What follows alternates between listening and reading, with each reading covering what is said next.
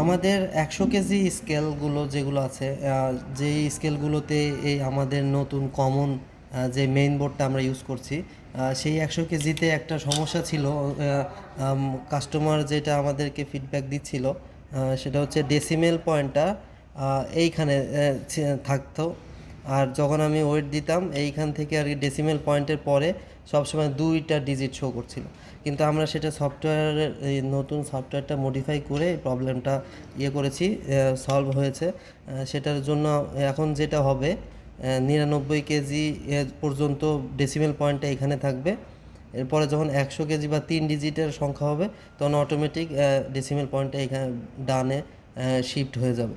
So এখন আমরা service centre থেকে এই মেইন আইসিগুলোতে আমরা নতুন সফটওয়্যারটা ইনস্টল করে দিচ্ছি এই আপনাদেরকে। এই মেইন আইসিটা, নতুন সফটওয়্যার ইনস্টল করা মেইন আইসিটা বর্তমানে কাস্টমারের বাসায় যেই কাস্টমারের কাছে যে মেইন স্কেলটা আছে, সেই মেইন বোর্ডটা থেকে মেইন আইসিটা খুলে আমাদের এই নতুন মেইন আইসিটা বসিয়ে দিতে হবে। দুটো মেইন আইসি একই মডেলের, একই পার্ট নাম্বারের, কিন্তু এটাতে নতুন সফটওয়্যার দাও, এটা হচ্ছে আগেকার পুরাতন সফটওয়্যার, যেটার কারণে কমপ্লেনটা আসছিল। সো এখন আমি আপনাদেরকে দেখাবো যে কীভাবে মেইন আইসিটা তুলবেন, এই পিসিবি থেকে অ্যাটাচ করবেন। এটার জন্য আপনাকে যদি সম্ভব হয় এরকম টুইজার থাকলে খুবই ভালো, আর যদি না থাকে সেক্ষেত্রে আপনাকে এই রকম ফ্ল্যাট স্ক্রুড্রাইভার ইউজ করতে হবে।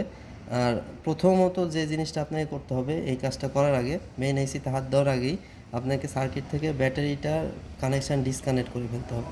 ব্যাটারি কানেকশানটা আমি খুলে ফেললাম, ব্যাটারি ডিসকানেক্ট করলাম। এখন আর কোনো পাওয়ার নেই, এখন মেইন আইসিতে আপনি খুলতে পারবেন। মেইন আইসি খোলার জন্য আপনাকে প্রথমে হালকা ভাবে এই সাইড থেকে হালকা প্রেস করতে হবে, বেশি তোলা যাবে না। বেশি তুলতে গেলে লাস্টের যে পিনটা থাকবে এই পিনটা বাঁকা হয়ে যাবে।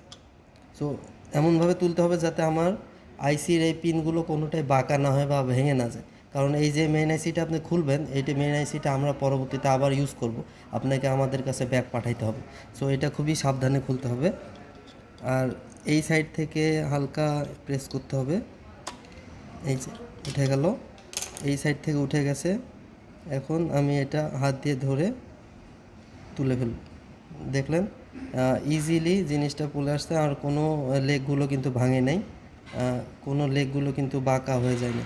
সো এই আইসিটা হচ্ছে, আপনি যদি আমাদেরকে পাঠাতে চান, আপনাকে প্রথমে এরকমের ককশিট অ্যারেঞ্জ করে নিতে হবে। ককশিটের ভেতরে এই আইসিটা গেঁথে দিতে হবে, যাতে করে লেগটা সেফ থাকে, লেগটা যেন বাঁকা না হয়ে যায়। কারণ এই আইসিটা আমরা কিন্তু লেগ বাঁকা হয়ে গেলে পরবর্তীতে ইউজ করতে পারবো। সো এটির দিকে আপনাকে খেয়াল রাখতে হবে। তো এখন যেই আইসিটা আমরা নতুন দিছি, নতুন সফটওয়্যার দেওয়া, এই আইসিটাতে আপনি খেয়াল করবেন এই সাইডে আপনার একটা ইউ কার্ড আছে, যেটা কিন্তু এই সাইডে নেই। সো এই ইউ কার্ডটা, আর আপনার সার্কিটে খেয়াল করলে দেখতে পারবেন সার্কিটেরও নিচে ঠিক এই যে সাদা রঙটা আছে, এই সাদা রঙে একটা ইউ আছে।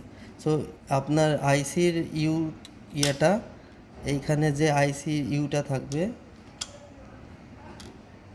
আইসির যে এই সার্কিটে যে ইউটা শো করছে এইখানে, তো আমার এই মেইন আইসির ইউটা, এই ইউটাও একই দিকে থাকবে। সো আরও যদি ভালোভাবে মনে রাখতে চান, তাহলে আপনার আইসির ইউ কার্ডটা এই যে কিবোর্ডের যে কানেক্টর আছে, কিবোর্ডের কানেক্টরের দিকে থাকবে।